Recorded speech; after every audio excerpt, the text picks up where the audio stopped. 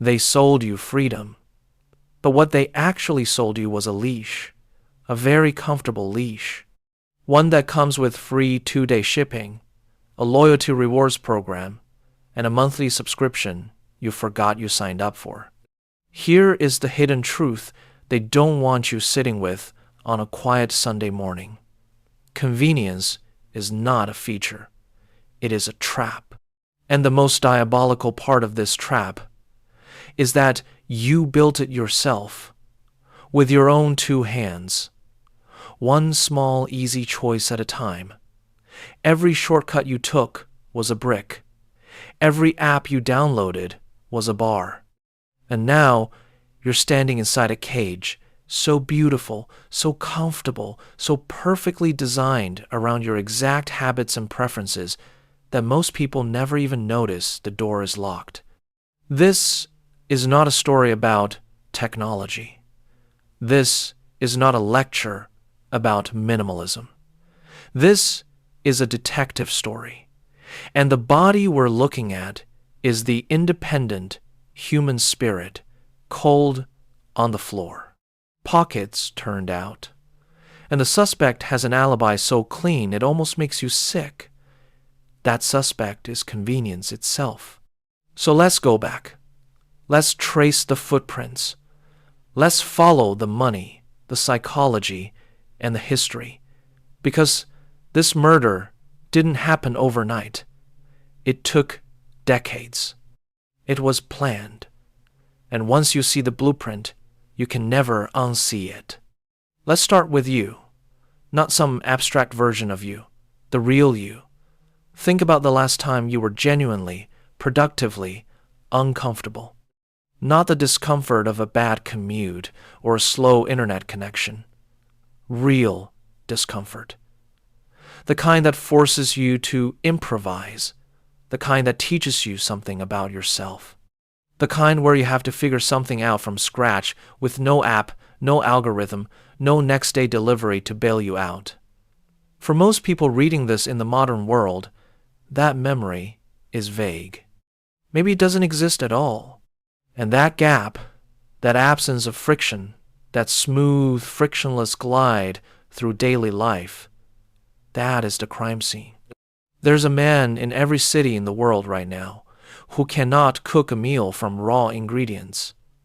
He's not stupid. He's not lazy by nature. He just never had to. There's a woman in every suburb who cannot navigate to a destination 2 towns over without a glowing screen telling her exactly when to turn. She was never told she needed to learn.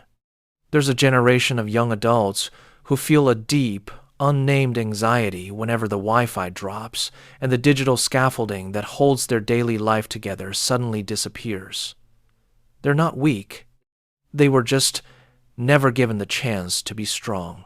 Because strength, real strength, the old kind that used to live in regular people, comes from doing hard things. And the system figured out a very long time ago that people who can do hard things are very difficult to sell to. That is the real secret, buried underneath all the clever marketing and the cheerful user interfaces and the one-click checkouts. The goal was never to make your life easier so you could do more meaningful things with your time. The goal was to make you dependent, to hollow out your capabilities quietly, gently, pleasantly, so that you would need a system the way a man in the desert needs water, so that walking away would feel like dying. Now, you might think this is a new problem, a 21st century problem born from smartphones and platform economies. But pull the curtain back further. Go back to the 1930s. Because this story has a much older villain. Picture America in the years just after the Great Depression. The crash of '29 had wiped out fortunes and shattered the illusion that the market was a safe place to put your faith. People were broke, scared, and deeply distrustful of institutions. But they were also, and this is the part the history books gloss over, remarkably capable. People grew food in their backyards. They repaired their own shoes, their own appliances, their own cars. They bartered with neighbors. They built community networks of mutual support that didn't require a corporation in the middle taking a cut. They were, by the standards of today, almost shockingly self-sufficient. And then the war ended, and the factories that had been making bombs and aircraft started looking for something new to make. And the men who owned those factories looked out at a population of capable, self-sufficient, slightly suspicious people and saw a problem. A massive, expensive problem. You cannot build a consumer economy on top of people who don't need to consume. So they got to work, not with guns, not with laws, with something far more elegant. They got to work on desire. The 1950s in America is the decade that advertising truly found its soul, if you can call it that. Before the 50s, an advertisement was mostly informational. It told you a product existed and what it did. But in the years following the Second World War, a new breed of admin arrived, and these people had been paying very close attention to the propaganda techniques used by governments during the war. They had watched entire nations be psychologically mobilized. They understood, at a deep and practical level, that you don't sell to a person's reason. You sell to their fear. You sell to their desire for status. You sell to their deepest, most private anxieties about whether they are enough. Edward Bernays, the nephew of Sigmund Freud, and arguably the most dangerous man to ever work on Madison Avenue, had already laid the theoretical groundwork decades before. His book, published in 1928, was literally titled Propaganda, and it was not a critique. It was an instruction manual. Bernays believed, and he was unfortunately correct, that the masses could be guided, shaped, and redirected through the careful manipulation of unconscious desires. He didn't call it manipulation. He called it engineering consent. And the consumer economy that rebuilt itself in the 50s was built on exactly that engineering. The television became the delivery mechanism. For the first time in human history, the same message could be beamed simultaneously into millions of living rooms. And the message was always some variation of the same core idea.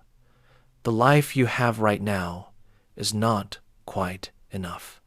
But this product, this appliance, this car, this detergent, this cigarette brand can close the gap between where you are and where you deserve to be. Convenience was the first great product, not a specific appliance or brand. Convenience itself as a concept, as a value, as a thing worth paying for. Before this era, if something was difficult, you either found a way to do it yourself or you went without. Difficulty was not a problem to be solved by purchasing something. It was just a part of life. But the consumer economy needed to reframe difficulty as an insult, as something no modern person should have to tolerate. The automatic washing machine didn't just sell convenience. It sold the idea that washing clothes by hand was beneath you. It was a quiet, insidious message dressed up as a gift. We're setting you free, it said. But what it meant was, we're making you forget how to do this yourself. And once you forget, you can never go back. And once you can never go back, we own that part of your life forever. This is the origin of the trap. Not malice in a cartoon villain sense. Something colder than that. Something more like a company looking at a spreadsheet and realizing that dependency is more profitable than capability. That a customer who cannot function without your product is worth infinitely more than a customer who simply chooses to use it. Now let's fast forward. Because the strategy that was perfected in the 1950s with washing machines and television dinners didn't stop there. It evolved. It got smarter. It got more personal. By the 1980s, the logic had infected the financial world. The savings and loan industry, deregulated and hungry, began selling Americans on the idea that you didn't need to save money before you spent it, that waiting was for suckers, that you deserve things now and could sort out the details later. Credit was the new convenience, and it worked on the exact same psychological mechanism. It removed the friction between desire and acquisition. It made the difficult thing, waiting, building, saving, seem not just inconvenient, but almost foolish. They built an entire cultural mythology around the idea that the man who waits is the man who loses. Move fast, buy now, worry later. The house, the car, the vacation, all of it available instantly, frictionlessly, at the low cost of mortgaging your future freedom to a bank. And then the internet arrived, and the architects of convenience found a tool so powerful, so perfectly calibrated to human psychology, that everything before it looked like a rough draft. Amazon understood something about the human brain that is almost uncomfortable to admit. The brain doesn't really weigh the long-term consequences of a purchase in the moment of buying. It responds to immediate friction. If buying something is difficult, the brain pumps the brakes. If it's easy, the brain doesn't engage its skepticism. It just clicks. The one-click purchase was not a technological innovation. It was a psychological one. It was the deliberate removal of the last moment of hesitation before the transaction. That tiny pause where you might have asked yourself, "Do I actually need this?" They killed that pause. Scientifically, deliberately, profitably. And then they added subscriptions. This was the masterstroke, because a one-time purchase creates a one-time dependency, but a subscription creates a permanent relationship. Your finances become entangled. Your habits become entangled.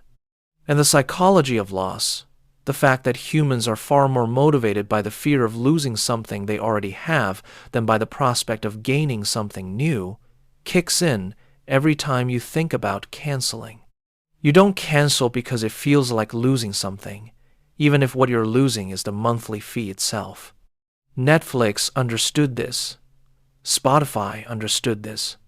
Every subscription box, every software as a service product, every platform that ever offered you a free trial knowing that inertia would keep you paying forever, understood this.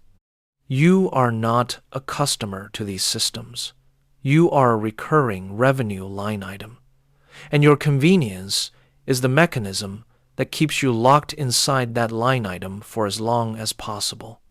But here's where the story takes its darkest turn. The economy of convenience doesn't just take your money. It takes your competence.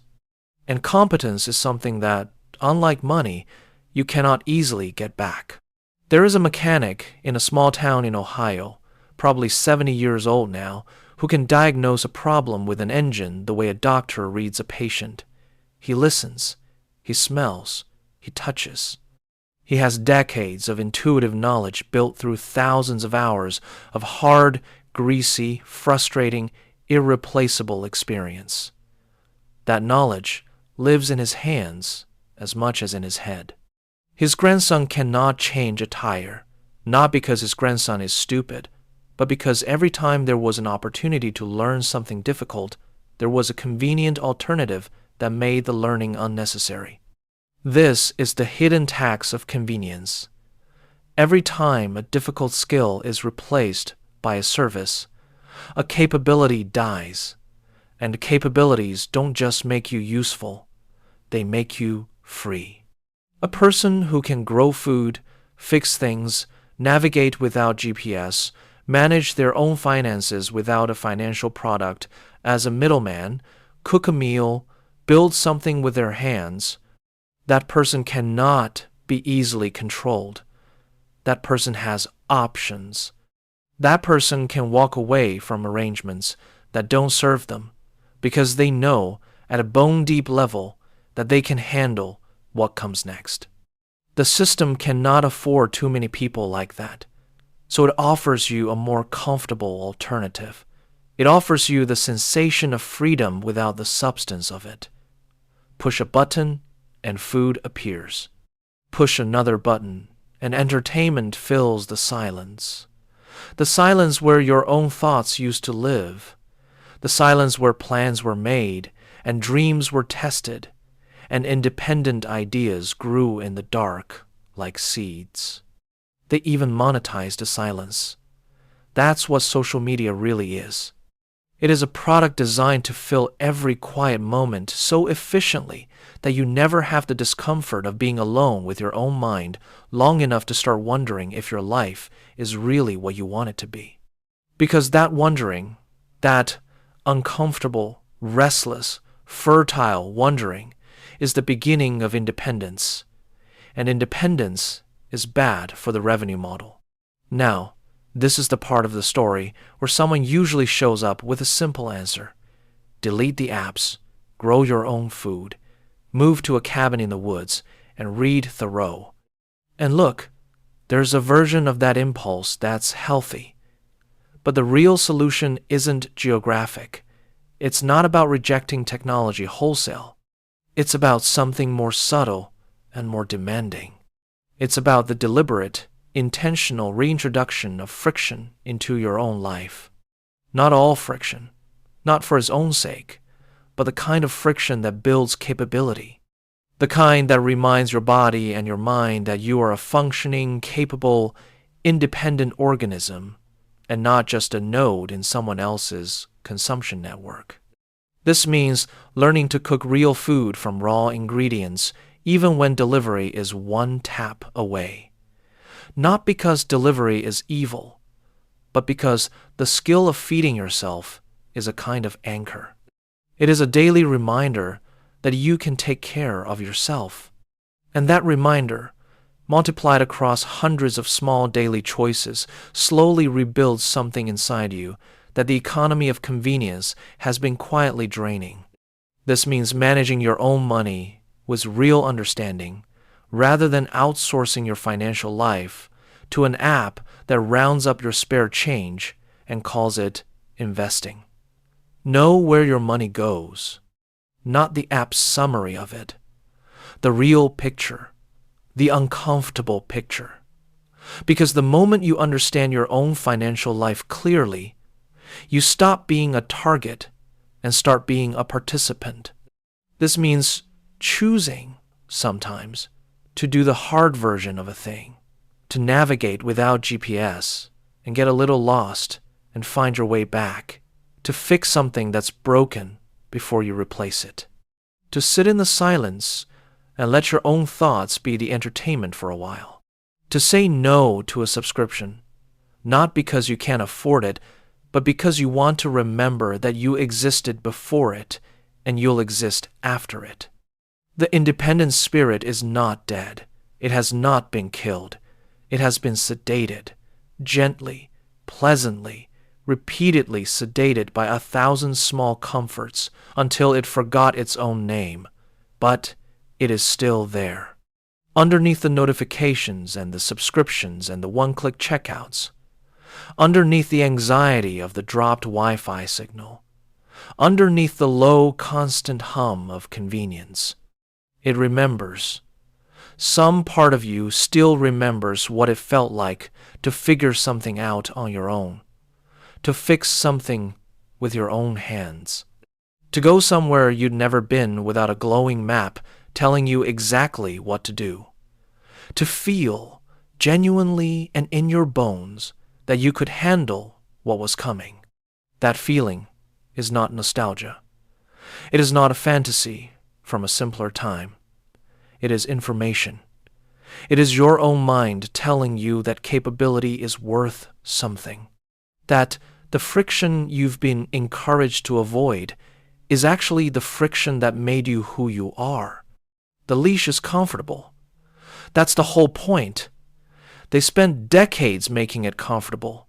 They hired brilliant people and spent enormous amounts of money making sure the leash felt like freedom. But a comfortable leash is still a leash.